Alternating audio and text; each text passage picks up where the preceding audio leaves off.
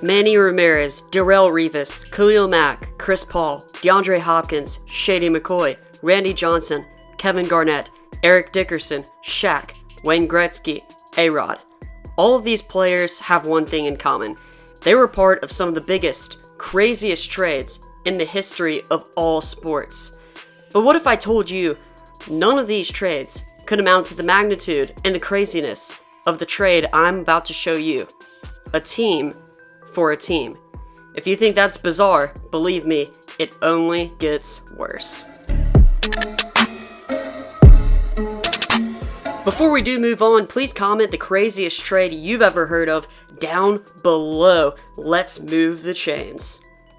Now I want you to sit here and close your eyes. We're going to time travel back to a much simpler time, the time of 1983, and it was a huge year for the world, defined by the debut of Mario, Return of the Jedi, Duran Duran, Ozzy, Michael Jackson, NASA, and oh yeah, the United States Football League.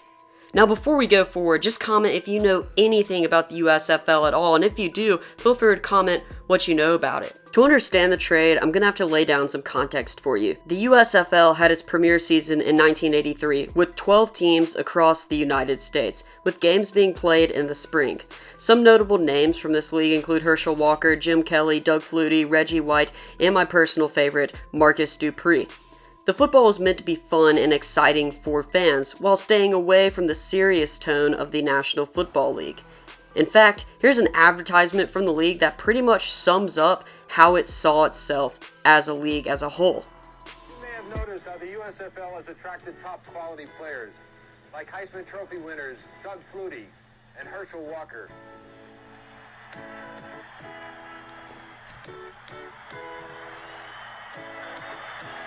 Can they play? But they can do more than play in the USFL. Like we can do this. And this. Check us out. The USFL, where football is still a game. The USFL was fun, influential, and just an incredible all-around experience for fans everywhere, and unfortunately isn't with us today, but its stories will live on, and oh boy, were there some crazy stories from the United States Football League. With the 1983 season coming to a close, 1984 looked to be a bright year for the new and improved USFL, and there was lots of hype building around it.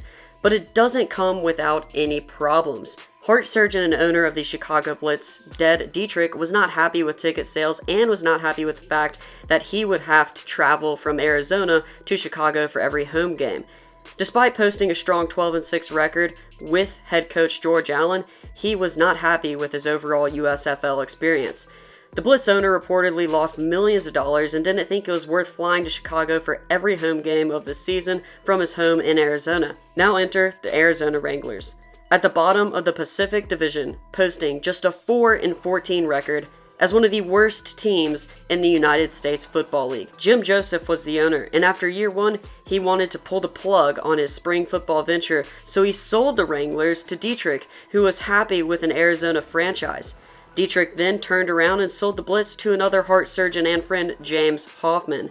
Dietrich and Hoffman then agreed to trade, get this, the whole entire teams, including coaches and personnel. I mean, could you imagine having to move your family to a new city because your owner got tired of riding in a plane to watch games? Now, the Blitz are the Wranglers, and the Wranglers are the Blitz. But it doesn't end there. The coaching staff for the new and improved, or well, not so much improved Chicago Blitz was cleared out, and Mark Levy was hired for the job in the offseason. Now remember, this is 1983. There's no such thing as Twitter. The internet isn't reporting news. The public doesn't really know about this trade. And somehow, some way, Mark Levy did not know. My man Mark Levy thinks he's getting the best team in the United States Football League. No one told him the Blitz and the Wranglers traded squads. To put it in perspective for you, Mark Levy thought he was getting the Chicago Blitz, who beat the Arizona Wranglers 36-11 in the regular season in 1983. He ended up getting the team that scored 11 points on the team that he thought he was getting. He shows up to practice all high and mighty. No one told him the Blitz and the Wranglers traded squads. He shows up to the practices, thinking he's going to win the championship this year, but to his surprise, the Blitz are complete and utter hot garbage. And yes, it gets even worse. The Blitz started off not too strong in the USFL. 2 games into the season, James Hoffman is like, nah, I'm done. The USFL isn't for me. He just left. He literally left the USFL, didn't contact them. It was owned by no one. The USFL had to pick up and manage the Blitz for the rest of the season. Boy, are there even more crazy stories from the USFL? Yes, if you want one, comment and I can definitely make that happen.